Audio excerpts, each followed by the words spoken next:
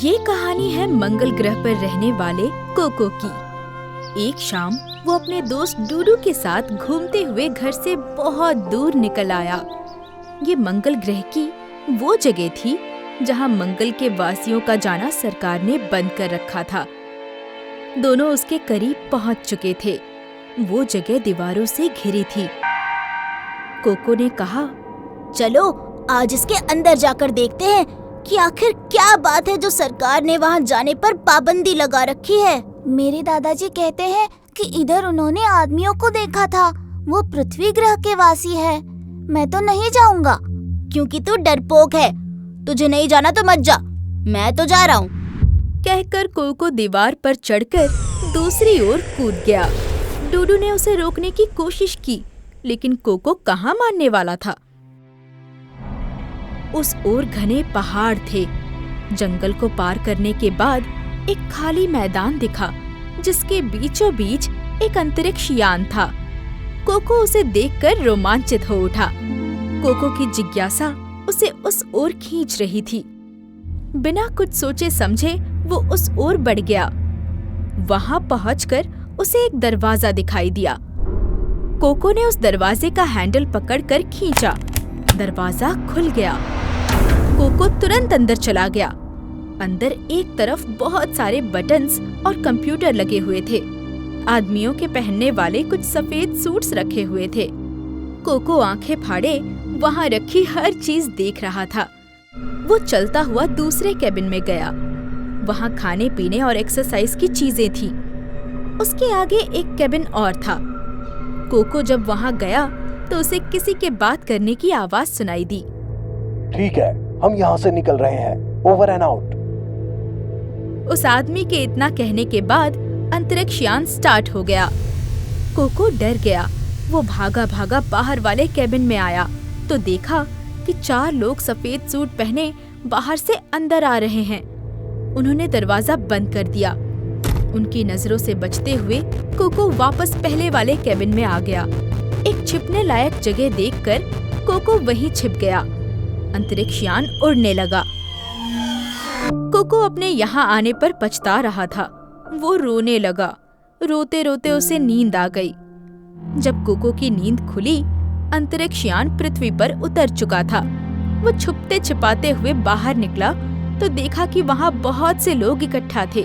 कुछ TV channel वाले मंगल ग्रह से आए आदमियों का इंटरव्यू ले रहे थे। उन सब के चेहरे कोको के चेहरे से अलग थे। एक आदमी को जाता देख कोको ने मन में सोचा, शायद ये कोई बड़ा आदमी है। अगर इसके जैसी वेशभूषा बना लूं तो यहाँ से आसानी से बाहर निकल सकता हूँ। उसने अपनी आंखें बंद की और अपनी वेशभूषा और कद काठी उसी के जैसी कर ली। कोको को किसी ने रोका नहीं। वो बड़ी शान से वहां से बाहर निकल गया। कोको अपने ग्रह से बिछड़कर बहुत उदास था और उसे भूख भी लग रही थी। बाहर निकलते ही उसने अपना वेश एक बच्चे जैसा बना लिया। वो चलते चलते एक गांव में पहुंचा। एक लड़का जिसका नाम गौतम था, उसकी गेंद नाले में गिर गई थी। वो उदास बैठा रो रहा था। कोको सारा माजरा समझ गया। उसने अपना हाथ गेंद की ओर किया। गेंद हवा में उड़ती हुई नाले से बाहर निकल आई। गौतम ने झट से अपनी गेंद उठा ली और कोको की तरफ देखते हुए बोला, ये कैसे किया तुमने? तुम जादूगर हो? क्या तुम मुझसे दोस्ती करोगे? इतने सारे सवाल सुनकर कोको को समझ नहीं आया कि किस सवाल का जवाब वो पहले दे। कोको ने एक एक करके उसे सारी बातें बताई। ये सुनकर गौतम भावुक हो गया और कोको से वादा किया, तुम चिंता मत करो दोस्त, मैं तुम्हारी मदद करूँगा, चाहे जो हो जाए। ये कहकर गौतम ने कोको को गले से लगा लिया। मुझे बहुत जोर की भूख लगी है।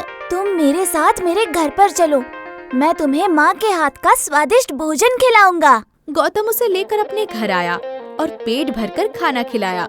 खाना खाने के बाद कोको उठ खड़ा हुआ और बोला, खाना खिलाने के लिए तुम्हारा धन्यवाद दोस्त, अब मैं चलता हूँ। लेकिन तुम जाओगे कहाँ? ये सुनकर कोको उदास हो गया। मुझे नहीं पता, मुझे अपने ग्रह वापस जाना है बस। तुम उदास मत हो दोस्त, तुमने मेरी मदद की है, तो मैं भी तुम्हारी मदद करूँगा। जब तक तुम्हें घर जाने का रास्ता नहीं मिल जाता, तुम मेरे साथ रह सकते हो। गौतम ने कोको को अपने साथ ही रख लिया। इसके बारे में उसके घर वालों को भी नहीं पता था। कोको बहुत उदास रहने लगा। उसे घर की याद सताती रहती थी।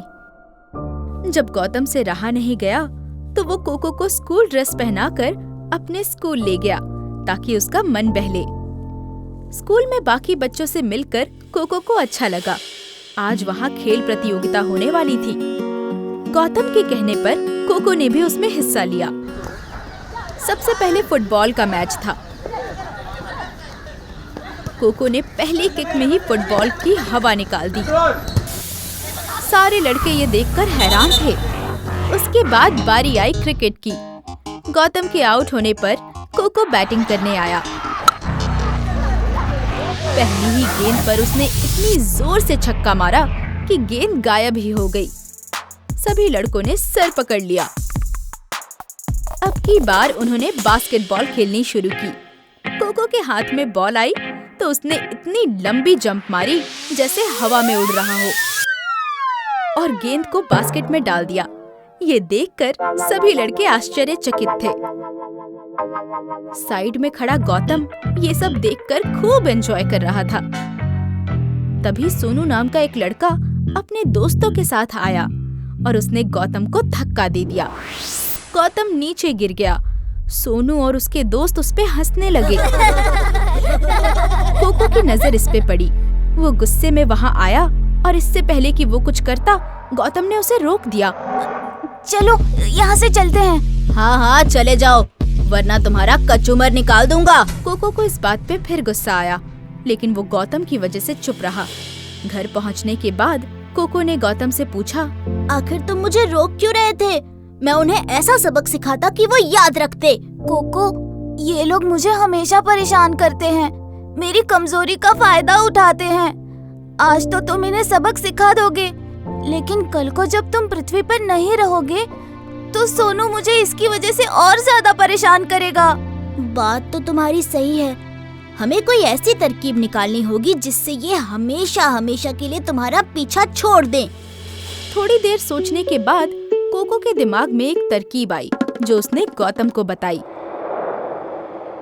अगले दिन शाम के समय सोनू अपने दोस्तों के साथ खेलकर लौट रहा था। कोको वहीं एक पेड़ पर चढ़कर बैठ गया।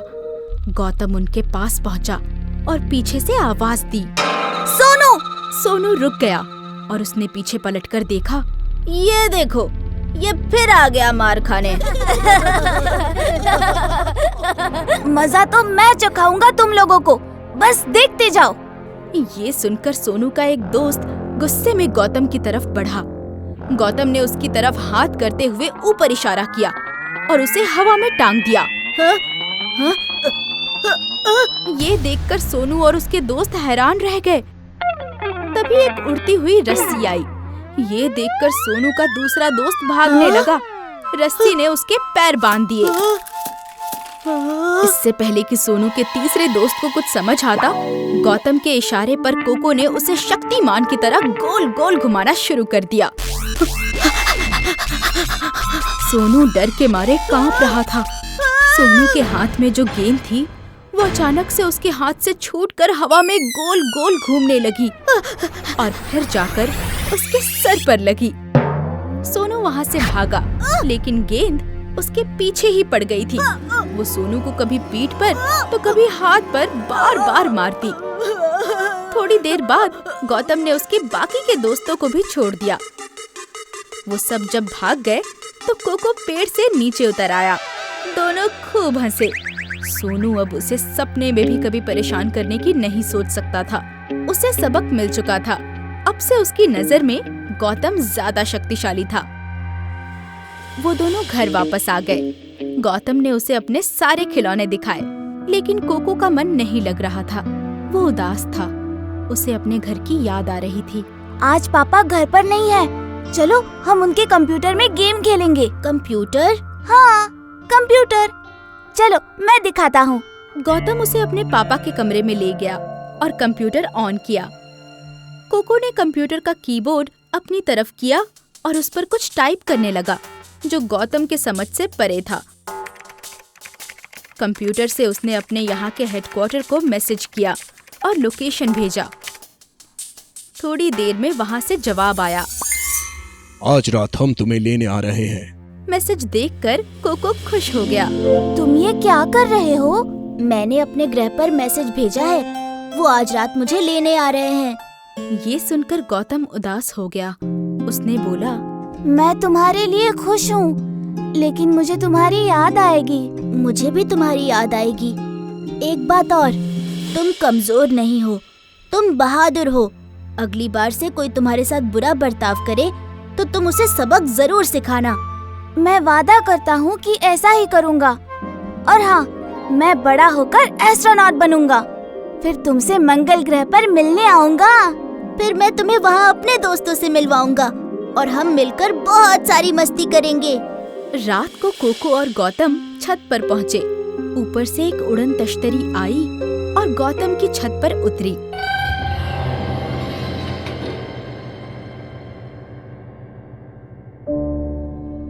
कोको गौतम की ओर मुड़ा। मैं तुम्हारे मंगल ग्रह पर आने का इंतजार करूंगा। मैं जरूर आऊंगा। गौतम ने अपने हाथ से एक ब्रेसलेट निकाली और कोको के हाथ में पहना दी। दोनों एक बार फिर गले मिले। उसके बाद कोको वापस अपने असली रूप में आया और उड़न तश्तरी के अंदर चला गया।